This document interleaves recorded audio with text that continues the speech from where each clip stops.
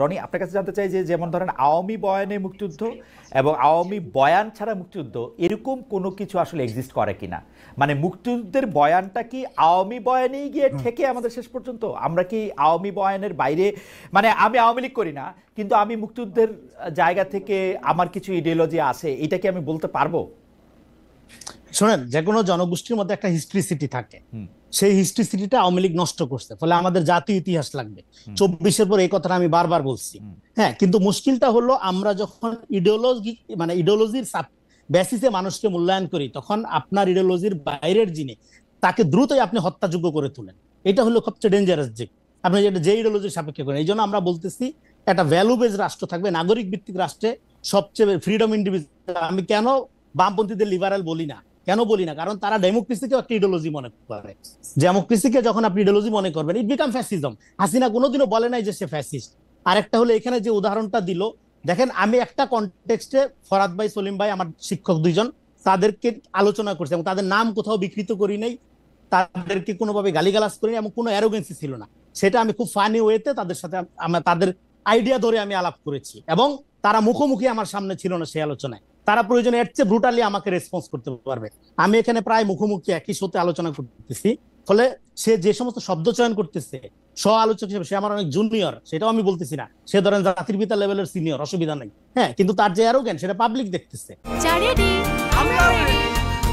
চা মানে লাইফটা ভরপুর, চা মানে ইস্পাহানি মির্জাপুর। এবং সে একটা অন্য প্রায় এক বছর আগের সে আরেকটা উদাহরণটাই না আনলো।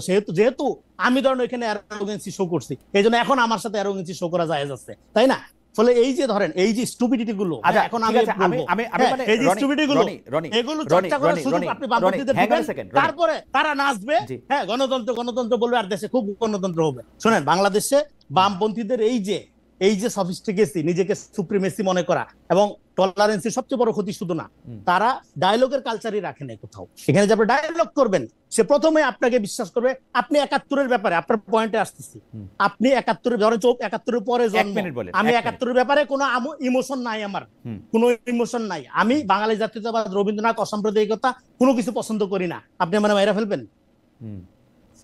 আচ্ছা, এটা হচ্ছে আপনি মাইরা ফেলবেন আমাকে বাংলাদেশে, এটা আপনার প্রশ্ন।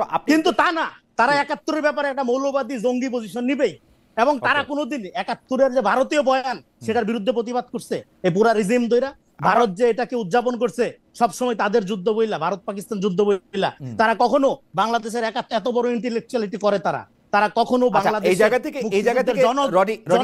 থেকে আমি মেঘমোল্লারকে জানতে চাই। খুবই ইন্টারেস্টিং একটা জায়গায় আসছেন আপনি। করে নাই, ফলে তারা সব সময় গণবিরোধী রাজনীতি করছে। তারা যেটা করছে, তারা সবসময় পুঁজিবাদ বিরোধিতার নামে যেটা করছে, পুঁজির পক্ষে অবস্থান নিয়েছে, তারা সবসময় ইস্টাবলিশমেন্টের পক্ষে অবস্থান নিয়েছে, তারা সবসময় গণবিরোধী অবস্থান নিয়েছে।